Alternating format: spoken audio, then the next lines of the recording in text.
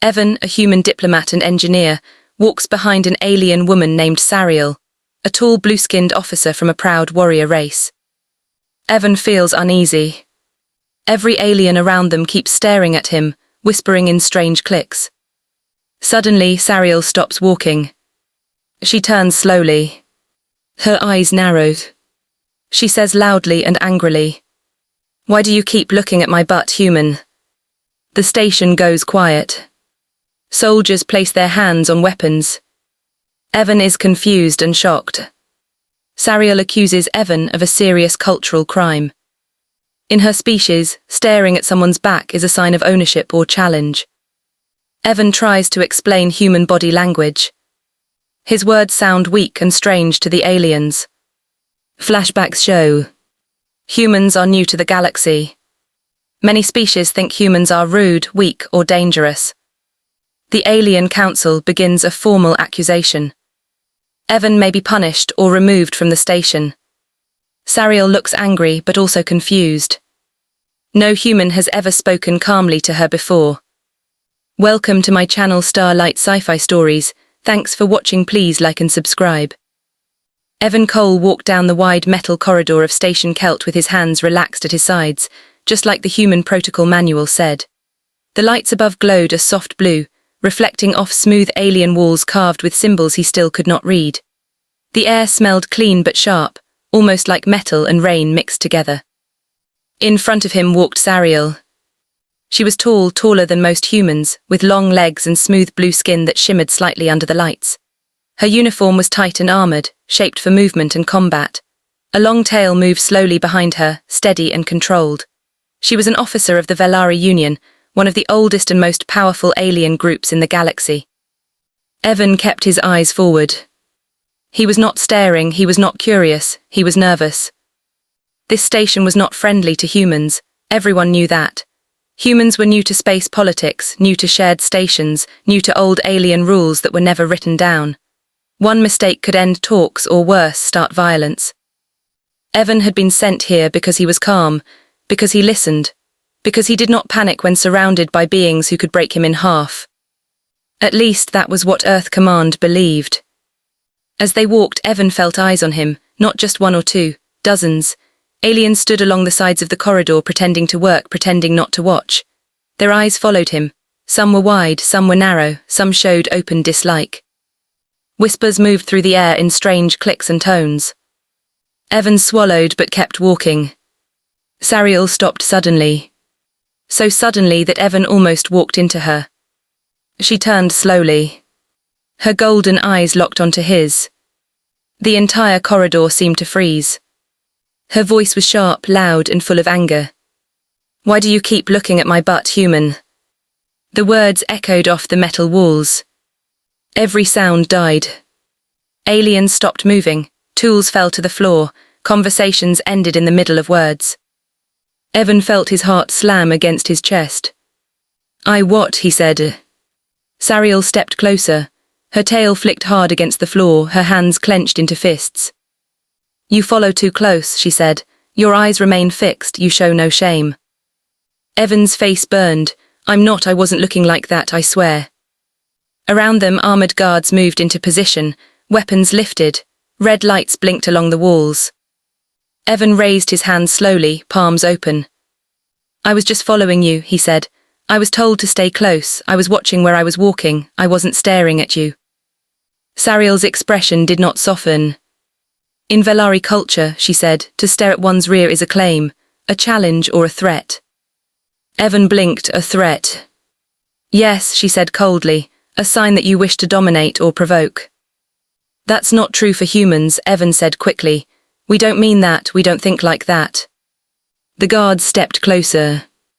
Evan could hear his own breathing now, slow, controlled. He forced himself not to panic. Sariel looked down at him, studying his face.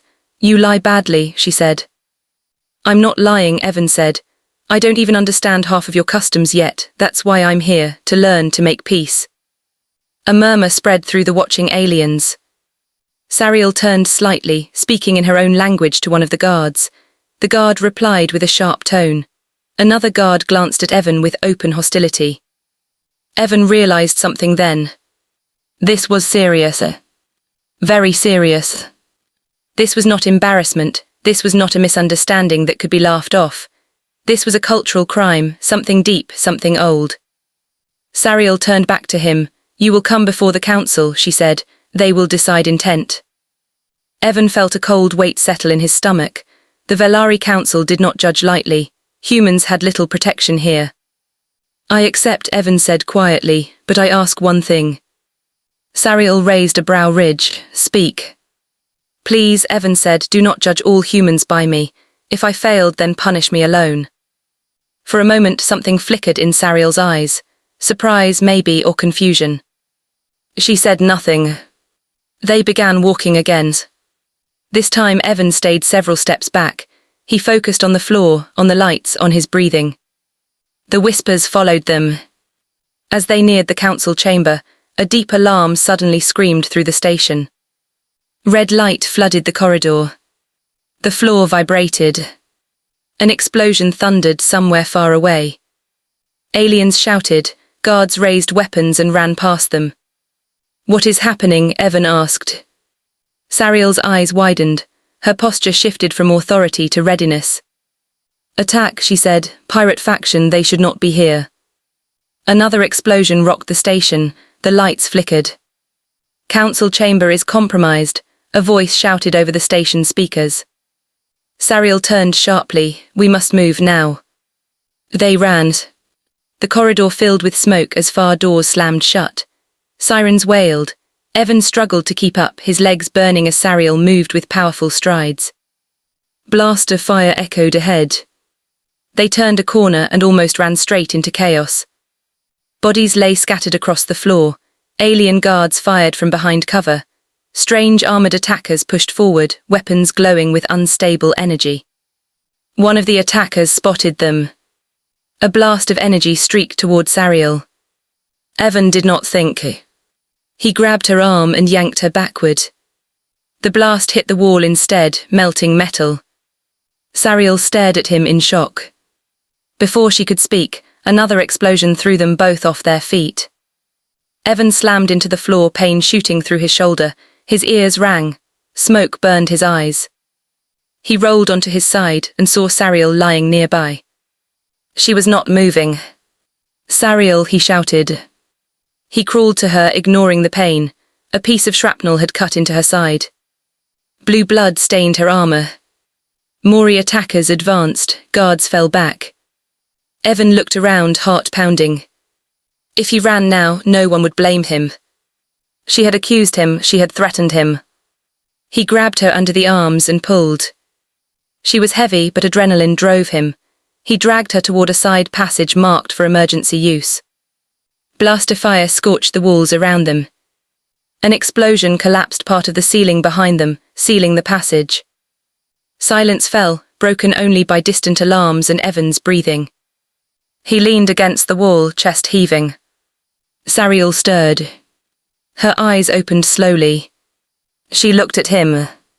You returned, she said weakly. Evan nodded, of course. Why, she asked, you were free. Evan met her gaze. That's not how humans work. She studied his face, confusion mixing with pain. Outside the sealed passage, the station shook again. Sariel whispered almost to herself, humans do not act like this. The lights flickered. The metal groaned. Evan Cole woke to the sound of metal creaking and distant explosions. His head throbbed, and for a moment he did not remember where he was. The air was thick with smoke and dust. Red emergency lights pulsed slowly, painting the narrow chamber in deep shadows. He pushed himself up with a groan and felt pain shoot through his arm and back. He clenched his teeth and forced himself to breathe. Across from him, Sariel lay against the wall. Her armor was cracked and dark blue blood had dried along her side. Her chest rose slowly. She was alive. Evan crawled over to her. Sariel, he said softly, can you hear me? Her eyes opened, unfocused at first, then slowly sharp. She looked at him and seemed surprised. You remain, she said. Yes, Evan replied, I said I would. She tried to move and hissed in pain. Evan gently placed his hands on her shoulders. Don't, he said, you're hurt. Sariel studied his hands. You touch without fear, she said. Injured people don't scare us, Evan said. At least they shouldn't. The station shook again, harder this time. Dust fell from the ceiling. Somewhere beyond the sealed passage, weapons fired and something large crashed to the floor. Sariel closed her eyes briefly. The pirates will reach this sector soon, she said. When they do, they will kill us both. Evan looked around the chamber. It was small and meant for short-term shelter, not a long siege. The door behind them was warped shut by collapsed metal. A control panel on the wall sparked weakly. Then we don't wait, Evan said. Sariel turned her head toward him. You have no weapon, no armor, no training for this. Evan gave a tired smile. I'm an engineer, we solve problems with what we have. He stood slowly and walked to the damaged panel. Sparks snapped near his fingers, but he ignored them. He opened the casing and studied the mess of alien wiring inside. Sariel watched him. You understand Velari systems? No, Evan said, but machines speak the same language everywhere, power, flow and limits. Another violent shake rolled through the station. Evan pulled out a small tool from his belt and began rerouting cables. He worked calmly, even as alarms screamed and the walls groaned.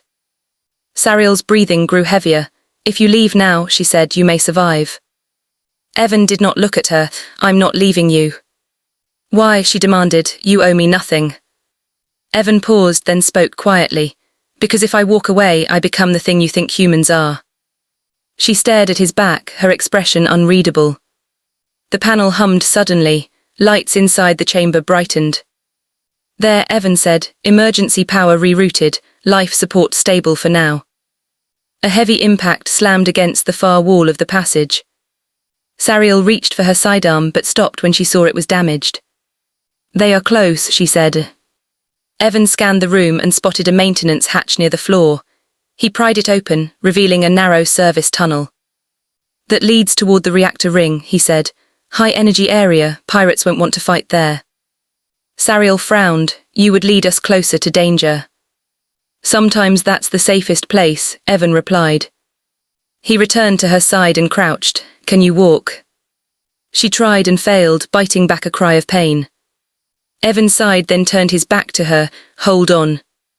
She hesitated. You would carry me. Yes, he said simply.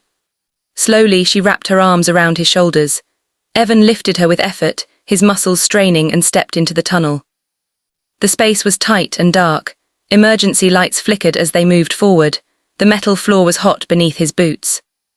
Behind them, the sound of tearing metal grew louder. They are breaking through, Sariel said. I know, Evan said, breathless.